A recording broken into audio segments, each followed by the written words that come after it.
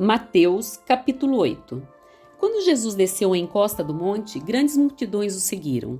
Um leproso aproximou-se de Jesus, ajoelhou-se diante dele e disse: Senhor, se quiser, pode me curar e me deixar limpo.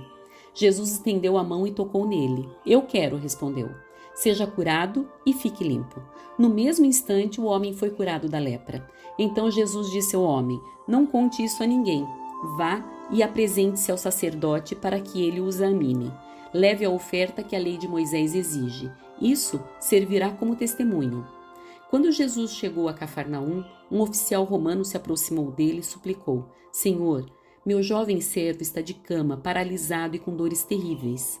Jesus disse: Vou até lá para curá-lo.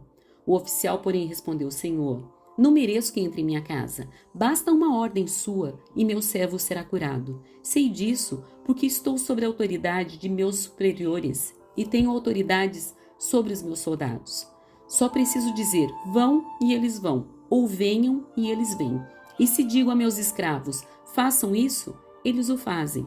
Quando Jesus ouviu isso, ficou admirado e disse aos que o seguiam: Eu lhes digo a verdade, jamais vi fé como essa em Israel.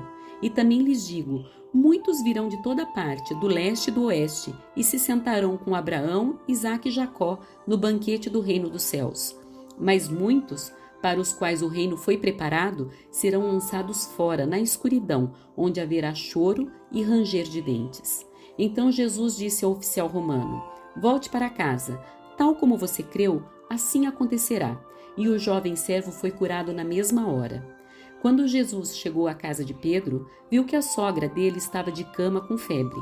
Jesus tocou em sua mão e a febre a deixou. Então ela se levantou e passou a servi-lo. Ao entardecer, trouxeram a Jesus muita gente possuída por demônios. Ele expulsou esses espíritos imundos com uma simples ordem e curou todos os enfermos. Cumpriu-se desse modo o que foi dito pelo profeta Isaías. Levou sobre si nossas enfermidades e removeu nossas doenças. Quando Jesus viu a grande multidão ao seu redor, ordenou que atravessassem para o outro lado do mar. Então um dos mestres da lei lhe disse: Mestre, eu o seguirei aonde quer que vá. Jesus respondeu: As raposas têm tocas onde morar e as aves têm ninhos, mas o Filho do Homem não tem sequer um lugar para recostar a cabeça. Outro discípulo disse: Senhor, deixe-me primeiro sepultar meu pai. Jesus respondeu: Siga-me agora. Deixe que os mortos sepultem seus próprios mortos. Em seguida, Jesus entrou no barco e seus discípulos o acompanharam. De repente, veio sobre o mar uma tempestade violenta com ondas que cobriam o barco. Jesus, no entanto, dormia. Os discípulos foram acordá-lo clamando: Senhor, salve-nos, vamos morrer. Por que vocês estão com medo? Perguntou ele. Como é pequena a sua fé. Então levantou-se, repreendeu o vento e o mar, e houve grande calmaria. Os discípulos ficaram admirados. Quem é esse homem? Diziam eles. Até os ventos e o mar lhe obedecem. Quando Jesus chegou ao outro lado do mar, a região dos Gadarenos, 2 homens possuídos por demônios saíram do cemitério e foram ao seu encontro. Eram tão violentos que ninguém podia passar por ali. Eles começaram a gritar: Por que vem nos importunar, filho de Deus?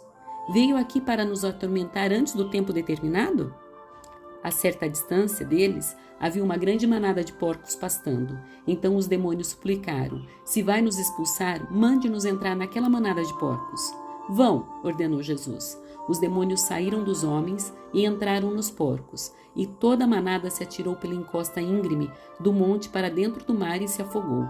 Os que cuidavam dos porcos fugiram para uma cidade próxima e contaram a todos o que havia ocorrido com os homens possuídos por demônios. Os habitantes da cidade saíram ao encontro de Jesus e suplicaram que ele fosse embora da região.